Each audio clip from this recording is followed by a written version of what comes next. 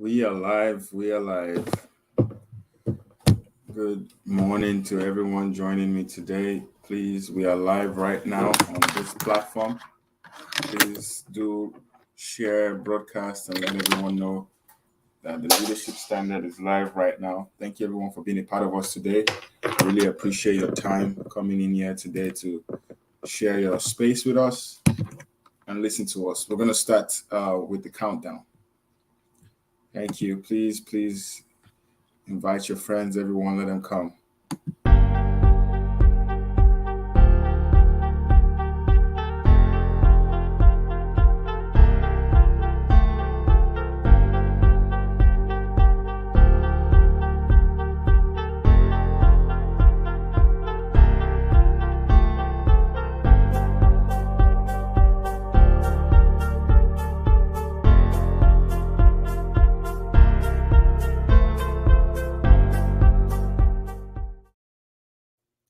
Alrighty, we are live. We are live.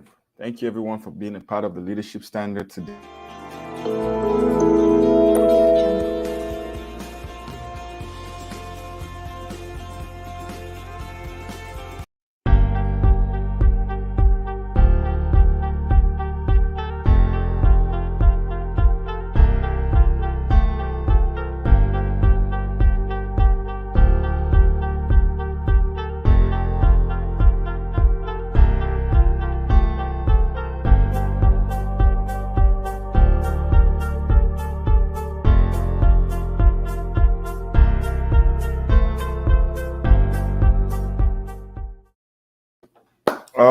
Alrighty. Welcome, everyone. Thank you so much for being here today.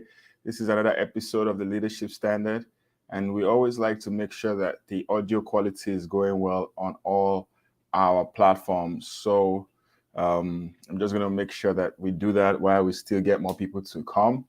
I hope you all are having an amazing Tuesday. It's a beautiful Tuesday. Let's see. The Leadership Standard. Alrighty, so we are live now. So today's another beautiful day. It's the blessed Tuesday, April 12th, 2022. And I wanted to share some few updates on what recently transpired in the Mazi Nnamdi Kanu's trial. Mazi Nnamdi Kanu, for those who do not know, is the leader of the indigenous people of Biafra. And he recently had a trial that was held in the Federal High Court, Abuja, under the leadership of Justice Binta Nyako. All right. And so many things transpired in the last trial. And yeah, we're going to talk about some of those things that transpired today. All right. Well, I want to say a big thank you for everyone who has been a supporter of the Leadership Standard. We're going through a rebranding phase, and a lot of things been happening in the background. But thank you all for being a part of us. I want to just also say that Mazi Nnamdi Kanu's trial is one of constant, movements. Let me use the word movement. Things keep changing. They keep making new rules. They keep adding new rules. They keep changing everything just so that they can give people the impression that progress is being made in the case. But we will keep watching. But I want to talk about some few things that happened in the past few days in Mazi Nnamdi Kanu's case. And some of these things should be a little bit concerning for anyone who has a sense of justice in their life, because we must understand that we are seeking for justice in this case. Because Mazi Nnamdi Kanu is someone who is loved and respected by a lot of people, and as well, he deserves justice. Not just him alone, but everyone who has been unfairly arrested or treated in any kind of manner. Everyone deserves justice. Justice is not just for the rich or for the wealthy. Justice is for everybody. Everybody deserves justice. Not just even Mazi Nnamdi Kanu, but everyone else that has been arrested deserves justice. And, a good story before we kick off was the one of the fact that they canceled 8 out of 15 of Mazi Nnamdi Kanu's charges, right? 8 out of 15 charges against Mazi Nnamdi Kanu was stricken by the court. All right. As much as I do not have the full charge sheet here, I want to just say that that in itself is a good indication that, the case made progress, and, that they looked at the case and they figured out that these charges were, incredulous, they lacked substance, and they didn't hold water, and they struck out 8 out of the 15 charges against Mazi Nnamdi Kanu. And on that same day, the lawyers for Mazi Nnamdi Kanu, the great Mike Ozekome, and as well as the amazing erudite Ifeanyi Ejiofor, as well as all the other lawyers of Mazi Nnamdi Kanu, they came out strongly, and they are speaking for his bail application. Although, that initially they had filed a motion, the court, the Mazi Nnamdi Kanu's lawyers had filed a motion that there should be no hearing at all, because of the process at which Mazi Nnamdi Kanu was brought into Nigeria through the extraordinary rendition. All right, but it seems that Justice Nyako obviously said that the case was going to go on, despite the call for a total release of Mazi Nnamdi Kanu based on the circumstances that led to him being brought to Nigeria. Right. So the argument for extraordinary rendition, it seems that argument did not survive Justice Nyako's court, right? Because if it had survived Justice Nyako's court, Mazi Nnamdi Kanu would have been set free, all right? But they were making an argument that if someone is a suspect or alleged to be a suspect for criminal activities, the circumstances at which they bring that person to face the trial is irrelevant, as long as that person is available to face trial, right? So that was what they were relying on to silence the issue of extraordinary rendition. All right, they were saying that, well, because of the circumstances at which he jumped bail, they keep using the word jump bail, but we all know the storyline. Everybody that has been following Mazi Nnamdi Kanu's case, at least from 2015 till present, can understand the progression at which this case has taken off. Right, we know exactly how things transpired, and Mazi Nnamdi Kanu is a subject of human rights. All right, it's going to be a subject for human rights for years to come, and not just him alone, but every other person that has faced, unjust arrest for being a member of, or being a member of IPOB, or rather even just being a supporter of Biafra, whatever it is, right? It doesn't matter. It doesn't matter exactly what you believe in, as long as you're not, illegally carrying out any activities, or you're not going out there killing people. I don't see any reason why, why people should be tortured. But again, Nigeria is a different kind of place. Nigeria is a place where things work differently. And it's sad that the judiciary system that should know better is also, compromised, if I should use that word, in several ways. But another thing that happened in Mazi Nnamdi Kanu's case, when this came up for hearing, was they were planning to do a secret trial, or rather, they did a secret trial in the case. They said no media should be present observing what was going on. If you look back at my past broadcast, you will see how I kept saying that Mazi Nnamdi Kanu's case is a case where everyone should have access to what's going on in this case. All right. I'm not saying everyone should troop into the court, but the case should be streaming live, even on TV. All right. If this was a more sane society, Mazi Nnamdi Kanu's case should be on live TV whenever it's on air, so that people can actually see what's going on. Mazi Nnamdi Kanu is a person of interest, and he needs this international attention so that the world will see exactly what's going on, right? He was forcefully brought back into Nigeria without following the due process of law, which is the extradition laws of Kenya. He was kidnapped from Kenya and brought into Nigeria. And as much as people may not know, this is setting a bad precedence for, for other Nigerians. All right. If they can do it for Mazi Nnamdi Kanu, they can literally do it to anybody else. They can just literally kidnap anybody just to face a trial or an alleged, trial in Nigeria.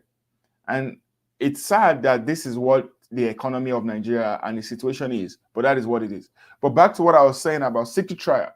They are planning to carry out a secret trial of Mazi Nnamdi Kanu's case. I don't know what exactly they are doing in the court. As Mike Ozokome said, the judicial system or the court system is not it's not a gathering of witches and wizards. It's not a coven. All right. It has to be done openly so that the whole world will see what's going on. It's as simple as that. The fact that the world isn't seeing what's going on in Mazi Nnamdi Kanu's case is troubling because a lot of people are carrying out all types of concocted news out there. And some of us are watching diligently on this case.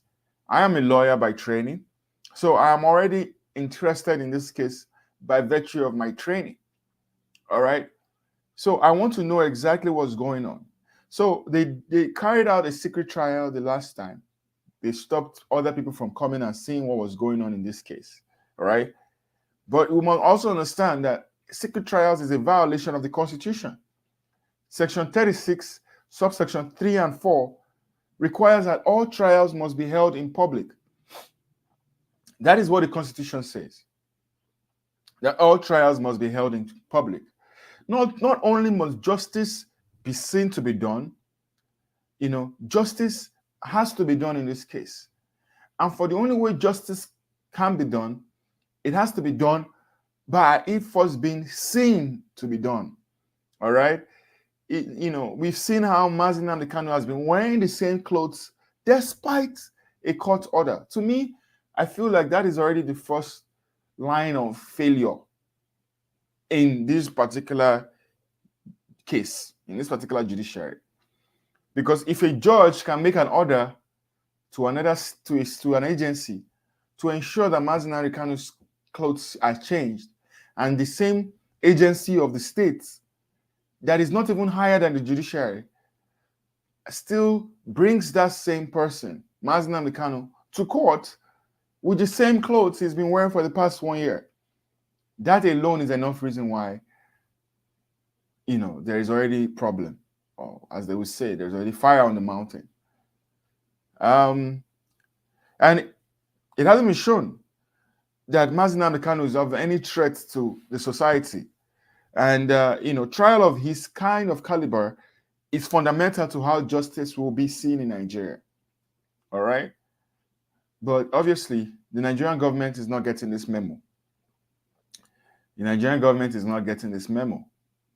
They believe that they can do whatever they want to do because they have, for some reason, allowed Mazi Nnamdi Kanu to be the proverbial scapegoat. And the only reason why they've not been able to break Mazi Nnamdi Kanu is because of the fact that he has seen this as his destiny. All right? He has seen the fight for justice for the Biafran people. He has seen this fight as a fight for his own personal destiny. This is his destiny. This is what he has been called to do. And he is fighting really hard for, the Biafrans people, as well as the people of all the indigenous people in Nigeria that are being killed by the Fulani herdsmen. We are all privy to what these Fulani herdsmen are doing in Nigeria. Would you rather have mercy on the Fulani herdsmen, or would you rather have mercy on people that are shouting for a free Biafra? It's up to you to decide who you're going to have mercy on. All right? Now, this man hasn't changed his clothes. Ever since he has been there, he has been wearing the same clothes over and over and over again. And no one is saying anything about that. That in itself is a violation of his human rights. All right? He's been treated inhumanely. He's been treated sadistically. And he's been treated with the lowest degradation of human emotion. Wearing the same clothes over and over again. As I said initially, Section 36 doesn't allow for secret trials. But we are grateful that at least Mazi Nnamdi Kanu has been given a change of clothes. Or rather, they struck out 8 out of 15 charges. We are grateful. That is progress. That in itself is a good progress. All right. But he still has to, the laws that the justice has said has to be obeyed. Mazi Nnamdi Kanu has to get a change of clothes. And I know that might seem inconsequential, but that is what has to be done, because that is fairness, that is equity, that is justice. You cannot have this man wearing the same clothes over and over again. It's sad, but he's fighting for his people, and I believe strongly that at the end of the day, he's going to get justice. Even if not in Nigeria, he's going to get justice internationally. And that is what is going to happen. All right? So back to the bail application. Hopefully, they grant him bail application. But this goes back to what I said, that the courts validated the repatriation of Mazi Nnamdi Kanu from Kenya. The Nigerian court has validated this. So I believe it's up to the appellate court. I believe strongly that they're going to file an appeal to ask the Court of Appeal if they stand with the judgment of the Federal High Court. Let's see. Let's watch and see. So many things are going on right now. And yeah, Revolutionary Way said, I'm afraid when the court finally orders his release, the DSS will refuse to release him. Same thing they did to Sowore. And you must also understand that the DSS sees Mazi Nnamdi Kanu as more of a threat than Sowore. They do. They see him as more of a threat than Sowore. So, and I want everyone to understand that Mazi Nnamdi Kanu, is right now a conscience of the Nigerian government and of the world, right? They may treat him the way they are treating him right now because he's a black man and he's not a white man in the eyes of the Western world. So he's a black man, so he really doesn't, carry as much weight in the eyes of the media, especially the Western media. But the reason why Mazi Nnamdi Kanu is carrying this much weight is because of the way the Biafrans, Nigerians as well, and people from the diaspora have ensured that his name continues to ring the bell. Because the goal of Nigeria is to silence Mazi Nnamdi Kanu. Because they know that if they silence him and people stop talking about him, it's going to be easy for them to do whatever they want to do with him. Right? Even till today, they were still killing some of the protesters that are fighting for El Zakazi. They shot some of them. They were fighting for El Zakazi, the Shiite leader. They killed some of them. So you can see that this is just a modus operandi of the Nigerian military. Exactly. This is the modus operandi of the Nigerian military. They go about and kill the people that are, protesting peacefully on whatever desire they want. I don't see any sense in all of this. And, Revolutionary Way also mentioned that spiritually, they do, and they even see him spiritually. That's why they don't want him to change clothes or practice his religion. They think he might do some incantations. I don't know what these people are thinking. But I want everyone to understand that the way they treat Mazi Nnamdi Kanu, the way Nigeria would treat Mazi Nnamdi Kanu, is how they would treat their conscience. Is how they would treat their conscience. I know that most Nigerians don't even have any more conscience because their conscience has been smeared by hot iron. Some of them have sold their conscience for food, for money, for clothes. But at least we're all saying that when we say we don't have conscience, the Fulani herdsmen have woken up and shown us that they themselves don't even have a heart, talkers of conscience. By the way, they are killing people everywhere. And is this not the same thing Mazi Nnamdi Kanu has been talking about? Getting everybody ready for the massacre that is coming ahead. I have been doing this broadcast on this channel for so long, where I've been talking about the level at which the Fulani herdsmen, the terrorists are coming to invade Nigeria. Now, even governors are saying it, senators are saying it, ministers are saying exactly the same thing. Even a governor was telling his people to get guns and be ready to fight. We must understand that Mazi Nnamdi Kanu did not jump bail. He did not jump bail. Rather, he escaped for his life. Only a tree will stand and wait for it to be cut down. Every human being, in the response, the typical response to running away from problems or running or from danger is to run away. That's the typical response.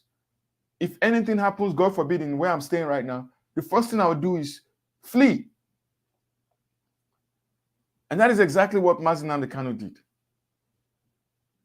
Because the people that were coming to kill him, the people that were coming to kill him were people that were organized by the government. And he was ready to go to courts. His lawyers were ready. He was ready. He even asked that 1 million people be ready to follow him to court on that day. And nobody listened to him.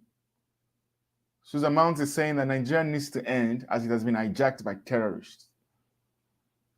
You know, as people are so excited about 2023 elections and the people that are coming out to contest, we must ask ourselves, can any of these people that are coming out to contest put an end to this terrorism happening? If Buhari himself could not put an end to this terrorism, what makes you think that anyone else can put an end to this terrorism? So the courts now have validated the repatriation of Mazi Nnamdi Kanu.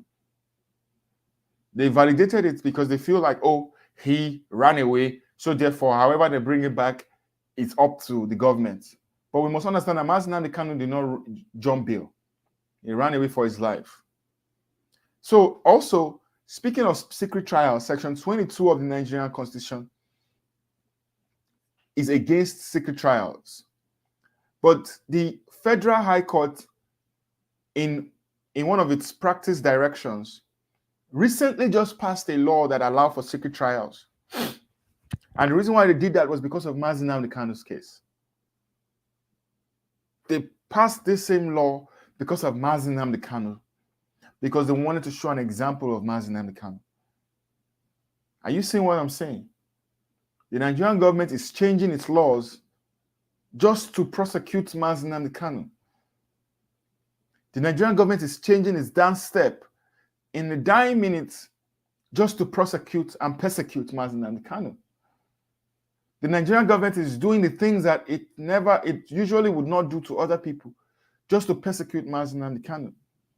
And this is very worrying and worrisome. All right? On the day that Mazi Nnamdi Kanu ran for his dear life, 28 innocent Nigerians lost their lives in that Operation Python dance. Someone who runs away from death did not jump bail.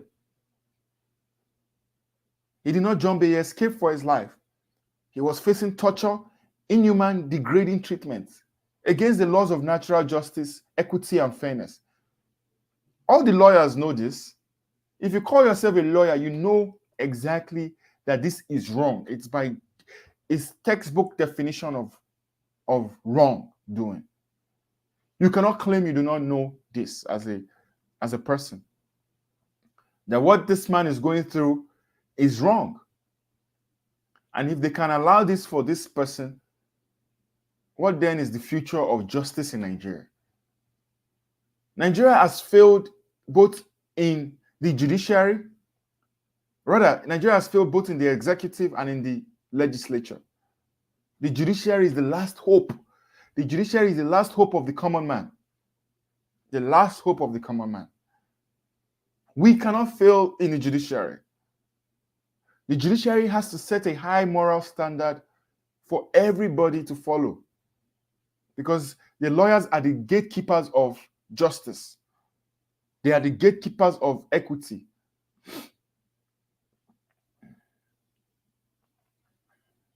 Susan Mount has said exactly they go against their own rules with MNK, yet they allow actual criminals like Abba Kyari have extra freedoms. And the Revolutionary Way also mentioned that even aspirants can't be good because all security agencies are compromised. Honestly, I am looking forward to the 2023, whatever it is it I would like to say the 2023 elections or whatever it is that's going to happen during that 2023. That's if Nigeria survives 2023. I'm looking forward to it. I want to see what's going to happen because Nigeria now is at a breaking point. And whatever happens in 2023 will determine the fate of Nigeria. Because a lot of people will be hoodwinked, a lot of people will be bamboozled, a lot of people will be played. In 2023 fraud, I'm going to call it that. In 2020, a lot of people will be hoodwinked by what's going to happen in the 2023 fraud. We're about to see some high-level corruption, high-level killings, high-level political magma. We're about to see the things that Nigeria has never seen before. And this will be killings that will be done by their own people. Political rivals will start killing themselves internally. You will hear it from me first. Because this is just how they play the game called Nigeria. Nobody in Nigeria has any moral standing to speak up for Nigeria. Nobody in Nigeria has any moral standing to speak up for Nigeria. And I can beat my chest anywhere. Because everyone has played a role in ensuring that Nigeria is where it is today. And this is both the Igbo, the Yoruba, the Hausa, the Fulani, everybody. There's going to be a lot going to happen before 2023 happens. We just have to pray strongly. Because at the end of the day, whenever evil happens in other parts of Nigeria, they want to blame the Igbo people. They want to blame the Biafran people for the failures of Nigeria. The closest people they can always put a blame on is the Igbo Biafran people. Those are the people they put a blame on. So whenever evil is happening in other places, at the end of the day, they say, yes, it's happening there, but it's the Igbos that have caused it. It's the Biafrans that are causing it. The Biafrans are minding their own business. Boom.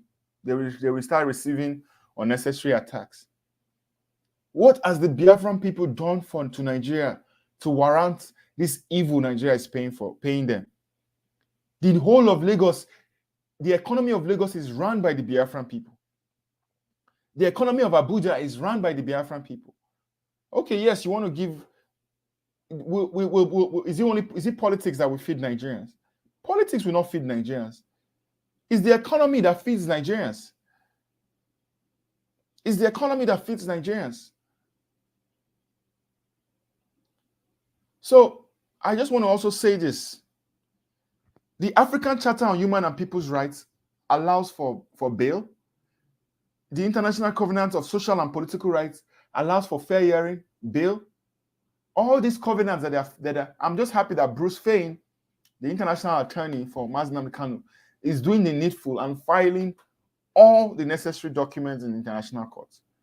Because if anything happens, at least we will say that we have documents to prove what our stand is in all of this. Mazi Nnamdi Kanu was forced into exile. He wasn't jumping any bail. And the Federal High Court Owerri, I believe it's Owerri or Abia State, has approved that Mazi Nnamdi Kanu did not jump bail. And I think they awarded it, whether it was 5 billion or 5 million naira to Mazi Nnamdi Kanu for the persecution that he faced on that day when they attacked his home and killed people in his house. So while we wait for the next adjourned date to see what happens, we must ask that the press must seek for freedom. I'm part of the press. I'm also a pressman. I'm also a journalist. The press is the fourth estate of the realm, and they must seek that they should not be denied access to Mazi Nnamdi Kanu's case. They must request it.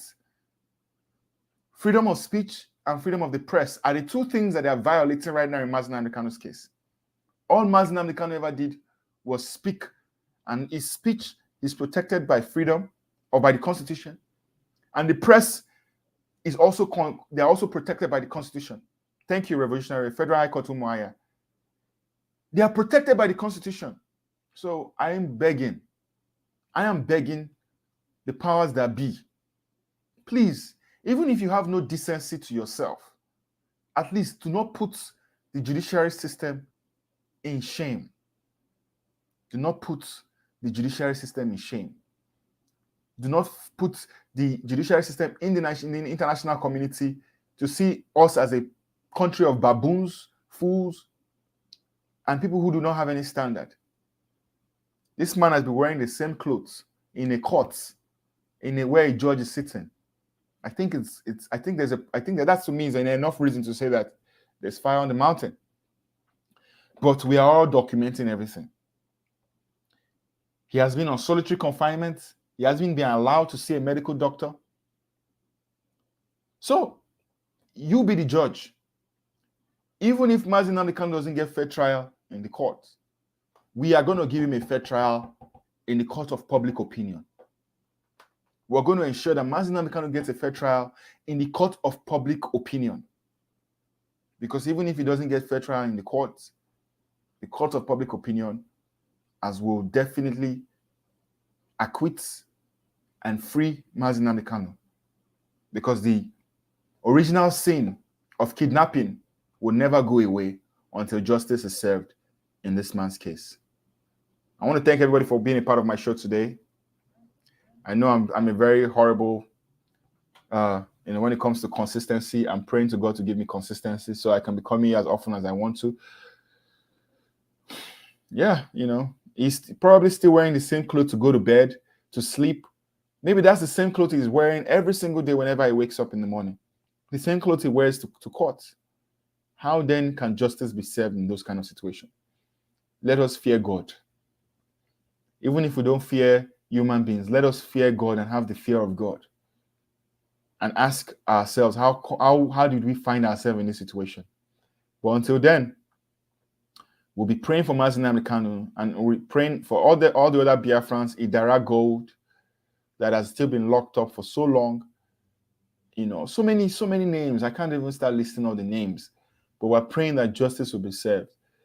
Please, everyone, please remember to subscribe to the YouTube channel, The Leadership Standard, my Facebook as well, The Leadership Standard, and Twitter. And even on Instagram, we also have The Leadership Standard there. Thank you, everybody, for being a part of us today. We intend to be back here again on Thursday. So I look forward to seeing you guys here as well on The Leadership Standard. I want to salute everyone for being a part of me today. Susan Mount, thank you. Revolutionary Way, thank you for your comments. You made it very interactive today. Have a successful day. Stay blessed. And wish Mazi Nnamdi Kanu and all his lawyers victory in the next adjourned case. They shall have victory. And I'm praying for safety for everyone out there in Nigeria, as well as wherever you might find yourself. Safety all the way. Amen and amen. Peace out. Thank you for being a part of us today. I love you all. Bye for now.